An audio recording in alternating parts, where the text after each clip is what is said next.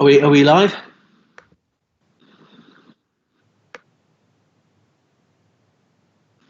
Are we live? Okay, good. Right, well, can I begin by welcoming everybody to this meeting of the West London Economic Prosperity Board. We meet in particularly surreal times, as most of us have been working from home for over 12 weeks now, dealing with issues we never imagined we'd be dealing with when we first took on these roles, and we considered them nothing other than the abstract. So before we get on with the meeting, through the agenda, I would take a moment to thank everybody in local government and in the emergency services for the huge and vital work they've done in keeping people safe, supporting businesses, and making sure that our society has held together. Many people, by the very nature of working as officials in local government, remain anonymous. But I can tell you at first hand, as I know the other council leaders will agree, that there has been heroic efforts, and all of us are profoundly grateful for the work of our officers. Okay, well, with that introduction, it leads me nicely into saying that we now meet largely to talk about item number 4, which is the West London Economic Recovery Evidence and Emerging Action Plan, which understandably focuses in large degree on the COVID-19 crisis. But before we get into that, let me return to item number 1 and begin with apologies for absence. Can I have a list of those who are absent, please? And could you run through? Yeah, it's Councillor Thomas. Right. Councillor Butt. Right. And Councillor Curran. Right. Okay. All right. Next, we have roll call and declarations of interest. Let's start with the roll call. So my name, as I should have said at the beginning, is Stephen Cowan. I'm the leader of the London Borough of Hammersmith and Fulham, and recently elected as the chair for a year of the West London Economic Prosperity Board. Can we move on to the politicians first, and then we'll have the officers? I don't know if we want to start at Harrow and work our way through. Hi Steve, it's Councillor Graham Henson, leader of Harrow Council. Hello. Councillor Julian Bell, leader of Ealing Council, and declaration of interest that I'm a member of TfL's board. Right. Councillor Sharma Tatler, I'm the cabinet member for regeneration at Brent Council. Hello. And if there's no other councillors, then we will move on. Is there any other councillors online? And then we can move on to the officers. Do you want to begin, David? Yes, David Francis, director of the West London Alliance. I suggested for maybe the following. We follow on with councils in alphabetical order, so just to make it a bit easier. So if we start with Barnet. Hello, good morning. It's John Hooton, Chief Executive, Barnet Council. I'm Kath Shaw. I'm the Deputy Chief Executive of Barnet Council. I'm also on secondment to the WLA a day and a half a week to be the Programme Director for West London Economic Recovery. Brent. Morning, it's Mark. I'm the Strategic Director for Regen and Environment for Brent Council. And I'm Alice Lester. I'm Operational Director for Regen, Employment and Growth, working to MR. Ealing. Morning, everyone. Paul Nysarik, Chief Executive, Ealing Council. I think I'm the only Ealing officer on this morning. Hammersmith and Fulham. Tony Clements, Strategic Director of Economy, Hammersmith and Fulham. Okay. Hillingdon.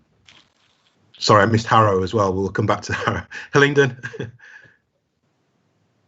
Not on this. Sorry, okay. Hounslow. Good morning, I'm Niall Balger. I'm the Chief Executive of London Borough Hounslow, and I'm the lead chief executive for this economic recovery work that is being considered under item 4. And with apologies for getting my alphabet wrong, Harrow. Good morning, my name is Paul Walker. I'm the Corporate Director of Communities at Harrow Council. Mark Bennington, I lead on enterprise for Harrow Council. Okay, well, that's everybody. So welcome everybody, and if anyone is switching into view, then I also extend a very warm welcome to you. If we move on then to the minutes of the previous meeting on page 3, I know you've all taken a moment to peruse those. Is there any issues from the minutes? Any matters arising? Are they agreed? Agreed. Agreed. Thank you very much. And Councillor Cowan, I should just say we have West London Business on the video conference as well. If Andrew wants to just introduce himself. Andrew Dacres, Chief Exec, West London Business. Good morning. Hi. Okay, right. In that case, we've now moved to item number 4, and so Niall's going to give a brief introduction, and then we can discuss it. So over to you, Niall. Thank you very much, Chair. The report we've had before you is a response to the COVID-19 pandemic and the extreme impacts it's having on our economy in West London. As you can see from the report, we have undertaken quite a lot of work in relation to understanding the implications and impacts of the pandemic, and we have commissioned Oxford Economics to undertake that work, and I'm pleased that we've published their analysis. Cath Shaw, as the Programme Director, is going to go on to the detail of the report, but I'd like to make 2 comments, if I may. The first is echoing your comments about the way that officers have really responded and reacted really rapidly, and it's been deeply impressive to see the way that officers have really mobilised to come up with these ideas that are before you today to be agreed. And I'd like to say thank you to them. And that is in the context with everything else that they've got going on in their lives. The second thing I'd like to say is that these recommendations you have in front of you and the actions that are supporting them are very practical, deliverable and achievable activities that will really genuinely help us to get through the pandemic, but it does require government support, and it does require us to collaborate like we never have done in the past. It's going to demand quite a lot of coordination across sectors, and it's going to demand quite a lot of activity across the boroughs, and the activity which has been demonstrated so far to come to where we are at the moment augurs well for that. And I would really like to say thank you to everybody who's contributed beyond local government to the creation of these asks. But I'm going to hand over now to Cath, if I may, to take us through the details of the report. Yeah, but before we do that, Niall, I think it's a very robust report. And thank you for talking through it from that perspective. I mean, it's our view that this is as you've heard from the Bank of England, this is the biggest economic slowdown since 1720. Which means it's bigger than anything in living, and it's bigger than anything in modern history. It's essentially the biggest recession potentially the country has faced. The Treasury is scoping a variety of different recession tools, from a U-shaped recession, which began in March and picks up in 2023, to what they call a Nike tick, which could be a sudden drop and then a sudden response.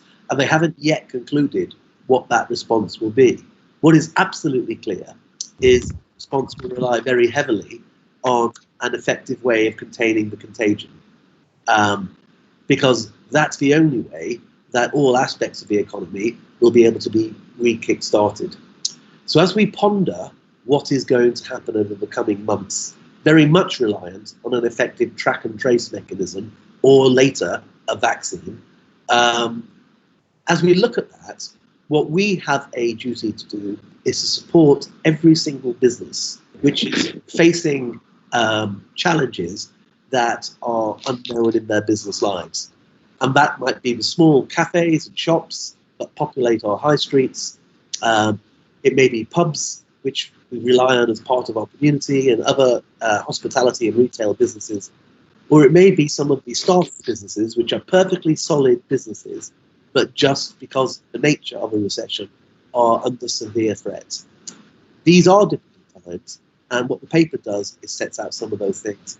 One thing I do not want to lose sight of, and I think it should colour the whole discussion, is we don't necessarily want to return to normal, which is a point made in the Oxford Economics paper.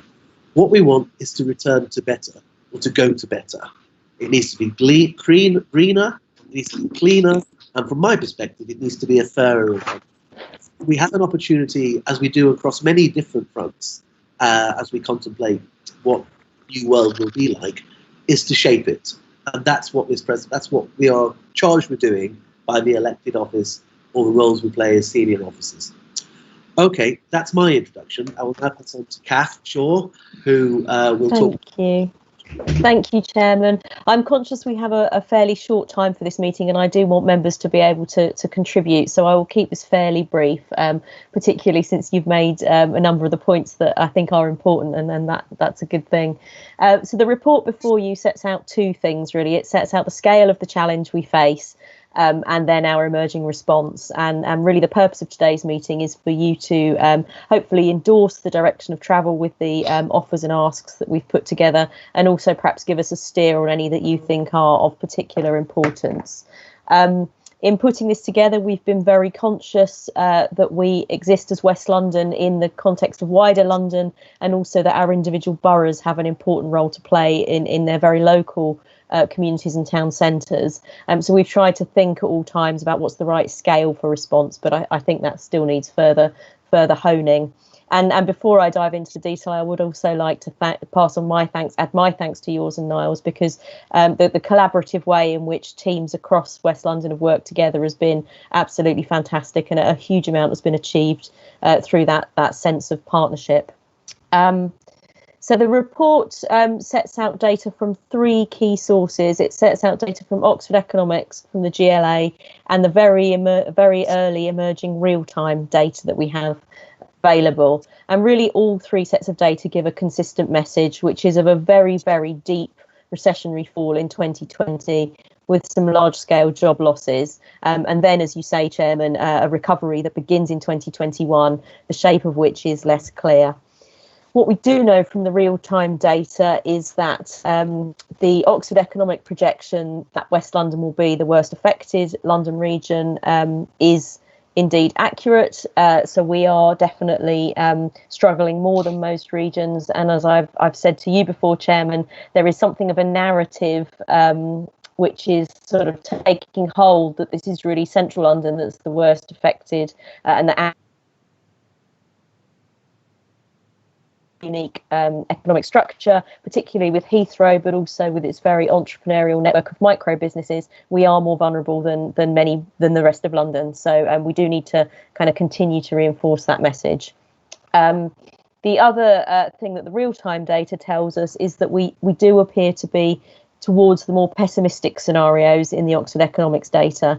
We spoke to Oxford Economics earlier in the week, and they confirmed that view. They also said that their model is now showing a slightly quicker recession to offset the deeper fall. So that deep V shape still remains in their view, and I appreciate that's only one of the models. So as you've said, our role is to mitigate that negative impact on our communities, business communities and resident communities, and make sure the conditions are absolutely right to support the bounce back, because, you know, as you pointed out, there are lots of things that could set that recovery off track, which could be to do with the virus or could be other economic shocks. But we need to make sure that locally we've got the conditions in place to support the recovery.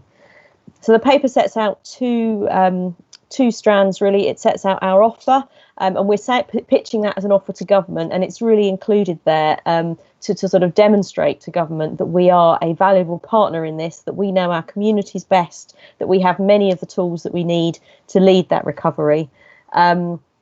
It sets out what's capable, what's possible within existing powers. Clearly, the scale of those interventions will depend on the resources available. We haven't, in this report, tried to go into questions of local government finance, but the more we have available, the more we will be able to do. The more money we have available, the more we'll be able to do. I won't go into the offers in detail because I think for large part they are a scaling up of the work we would do already. The meat of the paper, I think, and where we'd really appreciate feedback from members is the asks. We've divided those into 3 categories at the moment. It is a longer list than we would sort of expect to want to go to government with, but we think it's going to be important to have that slightly longer list of ideas available to us, because we don't quite know which direction government will want to take its investment and how we want to be well placed to respond with that slightly longer list. But those asks are divided into 3 areas, really. One is about building on our strengths. We have a lot of strengths as a sub-region, both in terms of our economic assets, so Heathrow, the Golden Mile, Imperial College, White City, our absolutely phenomenal track record on housing and growth delivery. We are one of very few regions that outperforms our housing targets, and we do have a really good track record of delivering those big major infrastructure and regeneration schemes.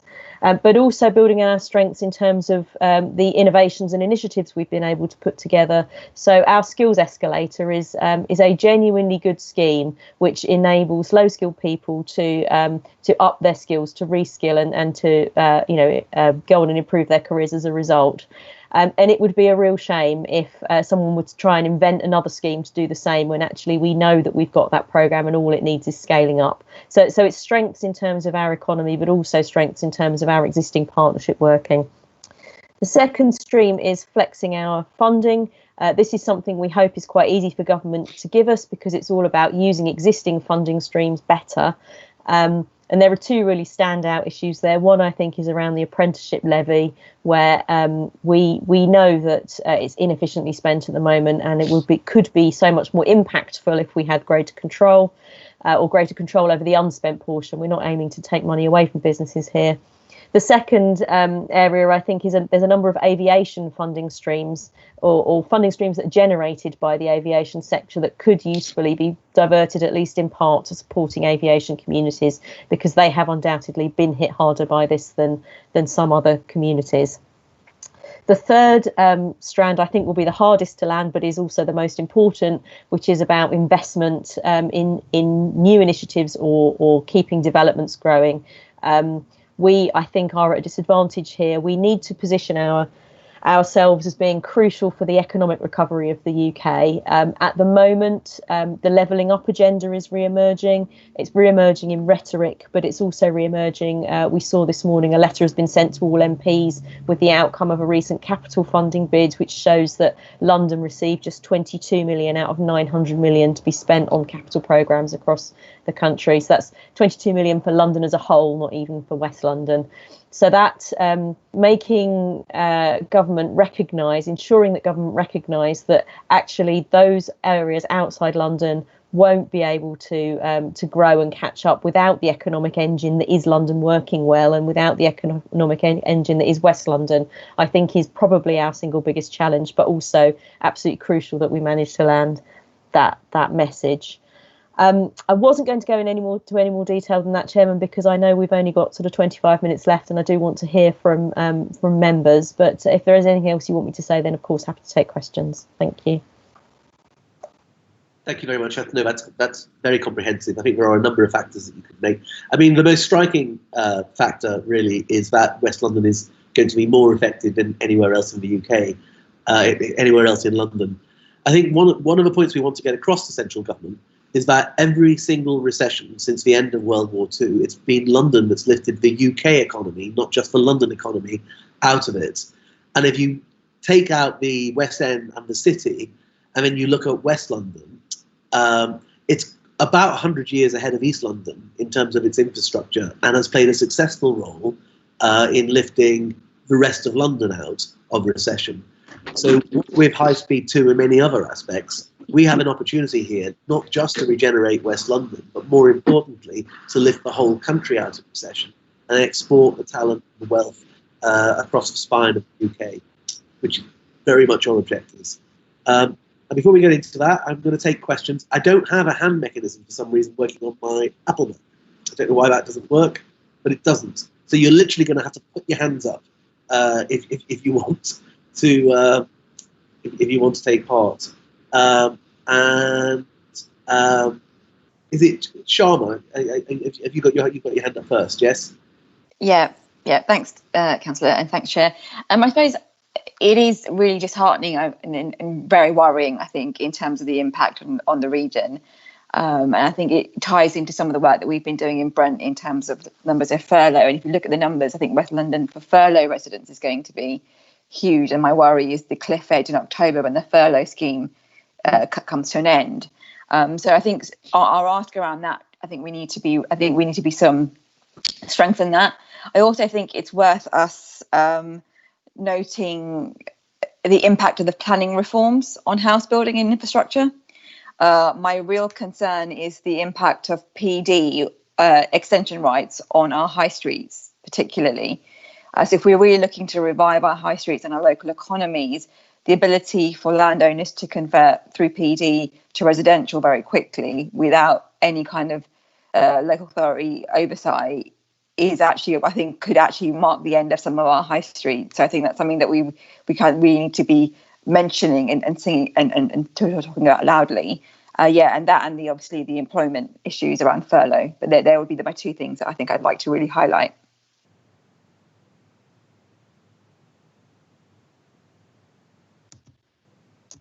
You're on mute, Steve. Okay, thanks. Was that you putting your hand up, Niall, or no? All right, Graham. Hi. Thank you, Steve. Yes, I totally agree with what Sam is saying. I think the benefit we have is around the collaboration across the West London boroughs, and I think we need to making sure that remains quite strong, because it gives us that more power in a way to actually move a lot of these things forward a lot easier, rather than trying to do things individually. And that's quite a good part. I do think we've got an opportunity, but I like your words, Steve, when you said we don't want to return to normal, we want to return to better. And I think things around the green economy, I think we need to really start pushing quite hard, and in bringing that in with investment around the transport side. But I'm also conscious around the Public Health England report, and one of the main drivers of the coronavirus was around poverty.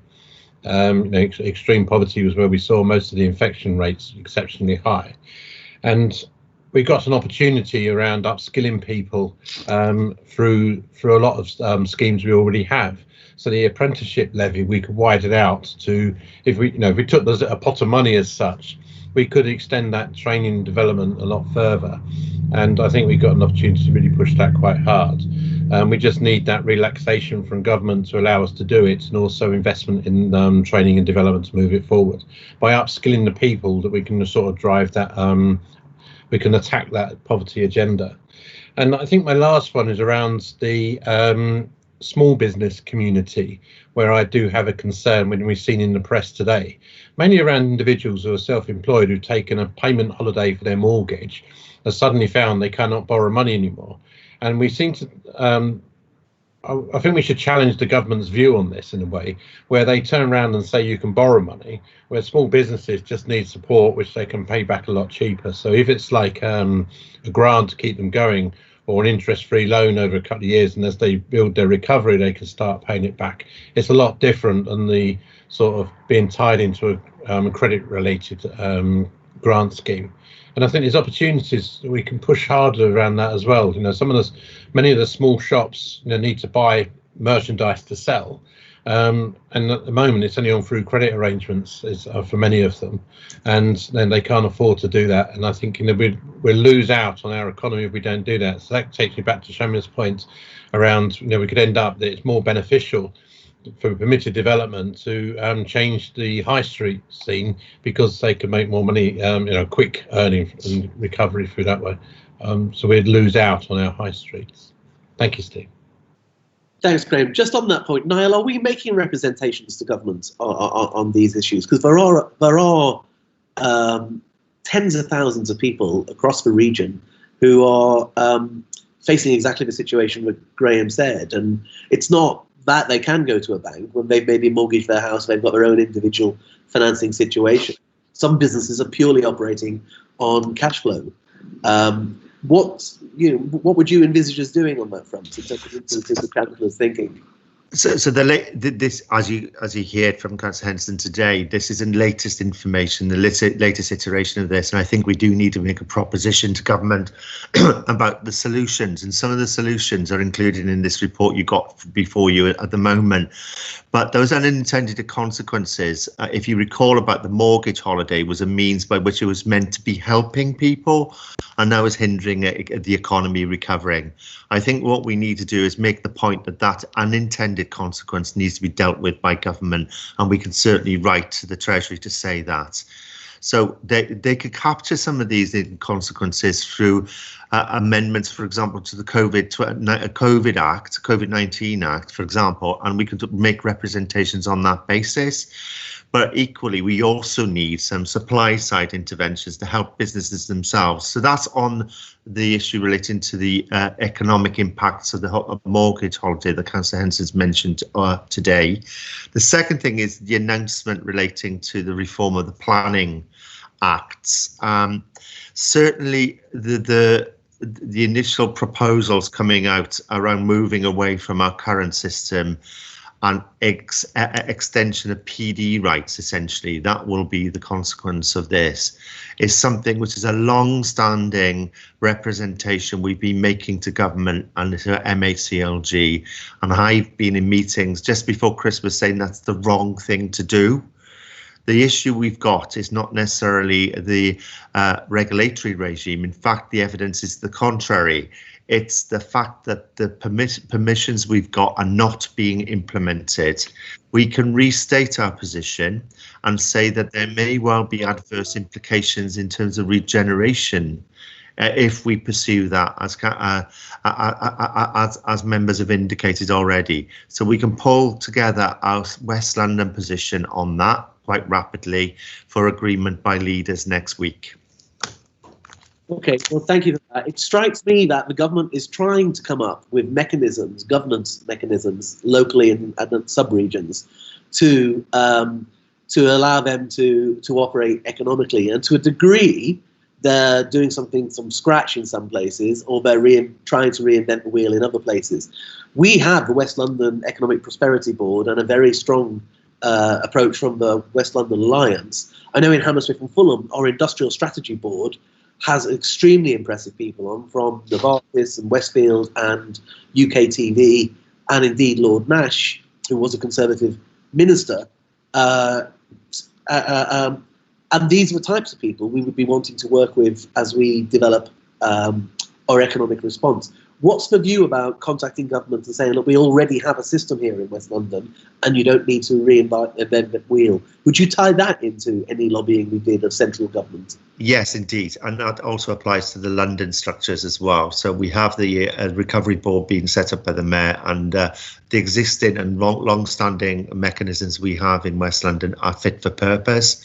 And we have the infrastructure to do it, and the partnerships and the collaboration to make sure we deliver. And I think that is a part of our ask to government when we go into government to say that you got confidence in us being able to implement what we're asking for. It's certainly something that will be a part of the ask. You're confident that the government will be using this structure and won't be trying to reinvent it and bring in all sorts of others? So I think the government, you know, we've had the news today, haven't we, out of the £900 million growth fund that's been announced, that London's only got 22 million. And that's been distributed to the left. And I think the government will use that. But what we have to do is make the case for West London in that context. Yeah. I think what we're getting captured by is the levelling up policy of government. And you can see, for example, the North East region has got in excess of 150 million allocated from that fund. What we are saying in this report before you is that we can look that region in the eye. The impact on our residents is going to be equally dramatic and actually requires intervention swiftly. And the argument we're putting in front of members and to government is that economic recovery in the west of London is essential for the economic well-being of the country as a whole. And therefore, if we don't invest, we are going to have a longer recession. And the unintended consequence of that will be that people in the northeast or the northwest or other areas which are struggling economically will be even worse. So I think the argument being put forward is that the West London Alliance can help drive UK PLC.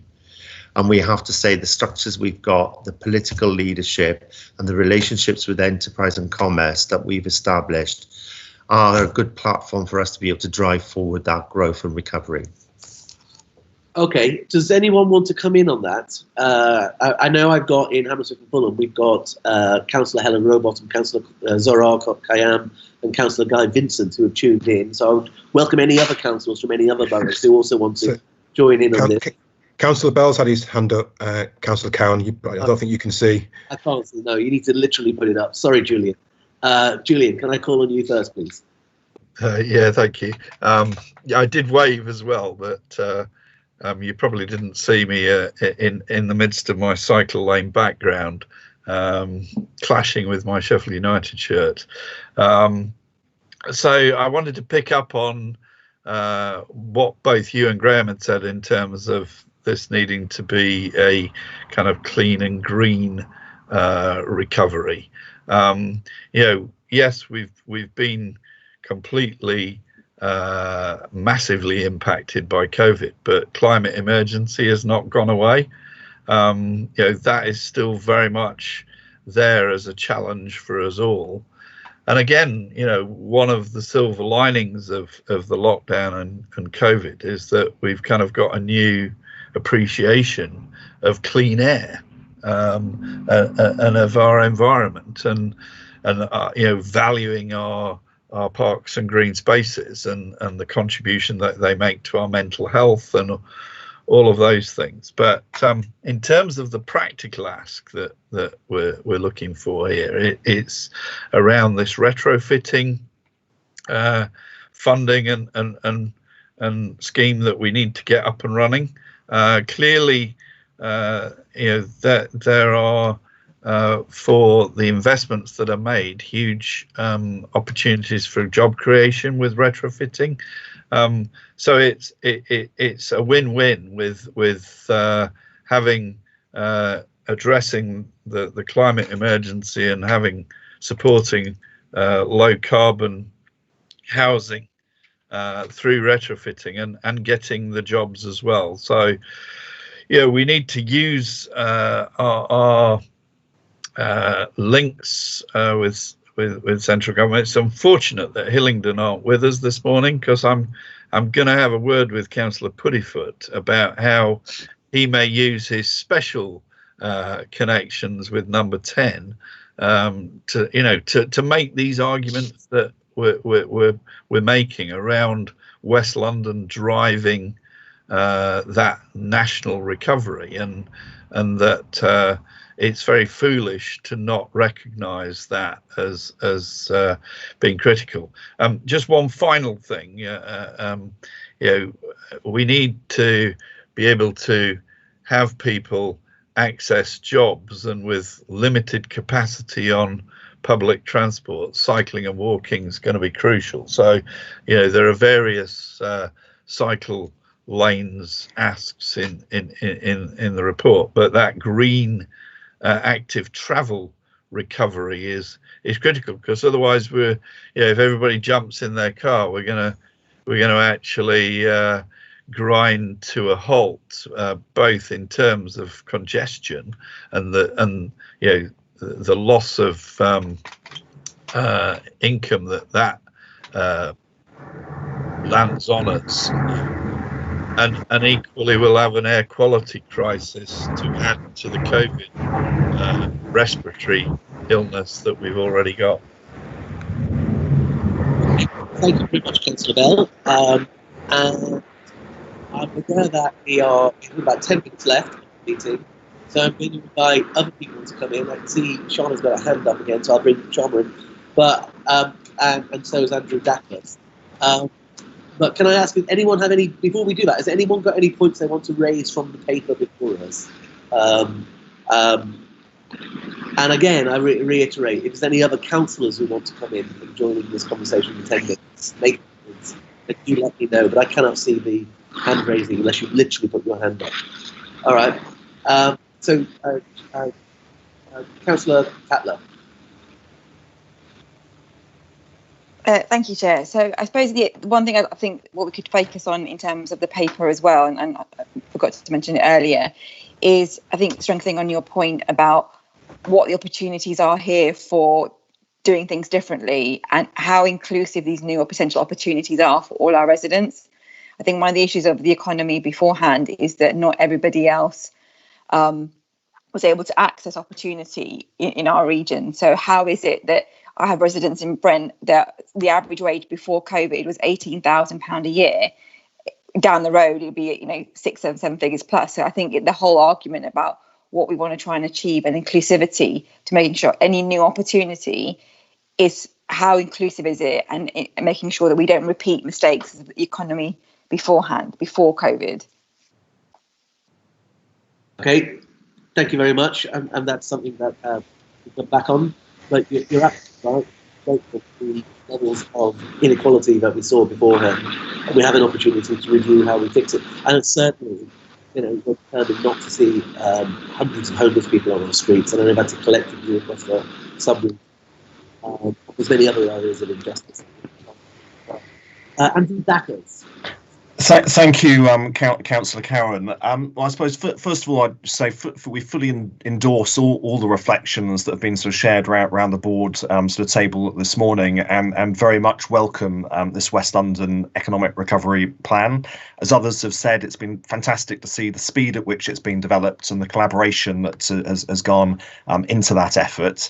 I have to say that the numbers that stick in my mind when we look out at the landscape in front of us is that, of course, some 465,000 of our working age population are now dependent on state support through furlough, SEISS and universal credit, which is an extraordinary number and challenge in terms of the scale of support that is now required.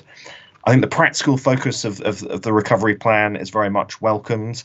The emphasis put on the zero carbon transition that others have talked about. For our part, this afternoon we'll be convening a roundtable focused on green skills, and I think that needs to, of course, take into account the significant low wage part of our community and population, and how we can upskill and reskill through a green transition. My final reflections are, I suppose, around the opportunity we have in the existing and ongoing spend of our anchor institutions to try and make sure that we develop and strengthen local supply chains. Absolutely, we're going to need to try and secure additional funding at scale from central government. There is an awful lot of existing spending that could be captured and redirected. And finally, of course, we have a fantastic track record of private sector investment into West London that we need to sustain and make sure that it's very much redirected towards the goals of this recovery plan. We're on mute, Chairman. Sorry, okay, thank you very much. Okay, well, I think we can sum up. Is there anybody else who wants to come in the 5 minutes we have left?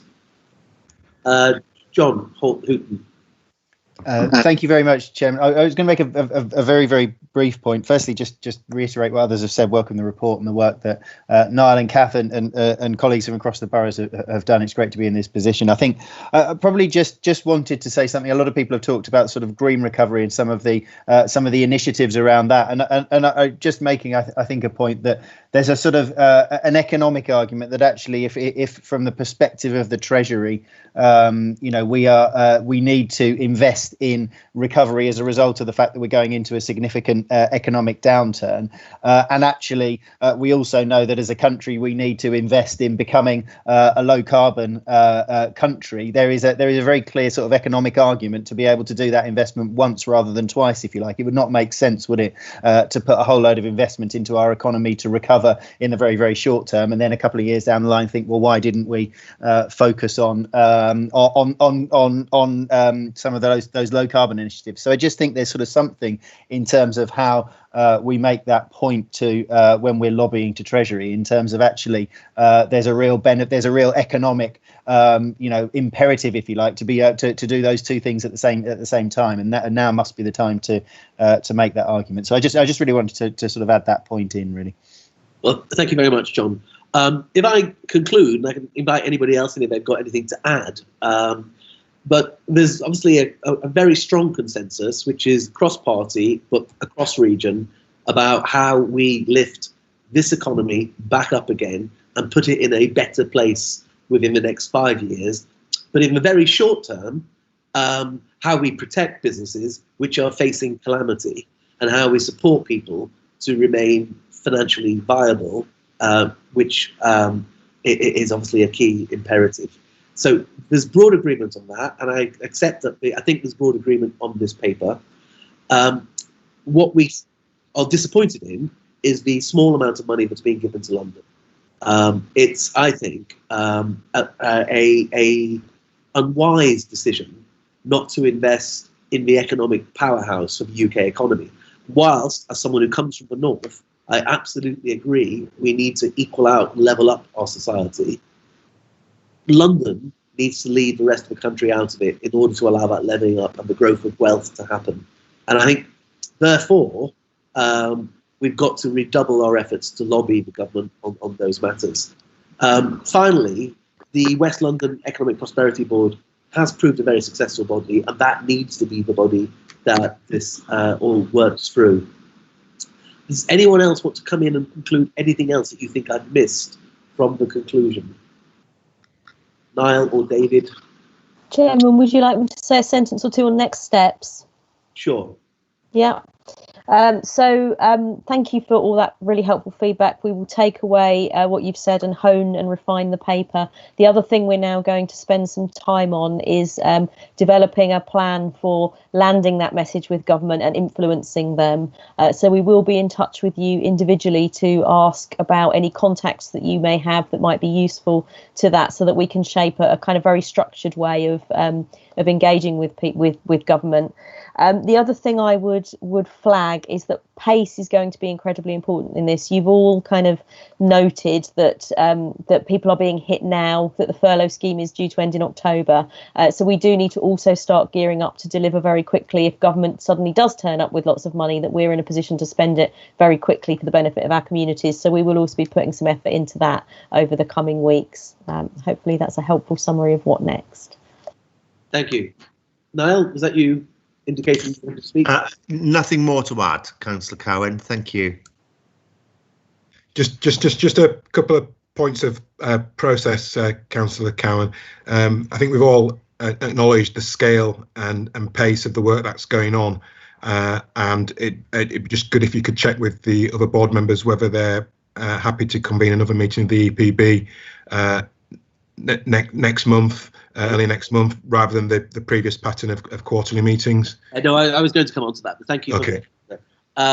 So we normally have these meetings as quarterly. There's two things that have changed. There's an imperative to get action quickly, and therefore there's a proposal to have the next meeting in August, and then after that maybe more frequent meetings. So can we agree both of those things then, that A, we'll have a meeting in August, but B, we will also have a greater degree of frequency of meetings? Is that agreed? Agreed. Yeah. Can I also suggest that we have a meeting to discuss how we lobby central government and regional government? I mean, it is disappointing that our voices collectively in London have not been heard in this current round. And I think we need to make some very strong economic arguments about why putting money, business-like arguments, about why London gives you a much greater return for the whole of the UK economy, from the north of Scotland to the most western bit of Cornwall. And that, I think, we have to do ASAP. So it would be good to discuss a lobbying and corporate affairs strategy, because clearly our voice has not been heard in this particular realm by this particular government. Yes, indeed, Councillor. It's in hand, and we would very much welcome members' input into that work. And Kath will be in touch as soon as possible with all councillors to seek your help and support on that. Okay. Well, can I therefore ask if anybody else have any other comments they want to make? Steve, Councillor Rowbottom here. I just had a final comment, which is I wonder whether we take this report to the Industrial Strategy Board to get some clout and buy-in from those businesses. Yeah, sure. No, we can do that. That's Councillor Rowbottom is Hammersmith and Fulham councillor, and she's talking about the Hammersmith and Fulham Industrial Strategy Board. No, we will do that. That's a good point. Okay, thank you, Councillor Rowbottom. Is there any other comments on the paper in front of us, or anything before this meeting? In which case, let me again reiterate my thanks to everybody who's helping our communities get through this dreadful crisis.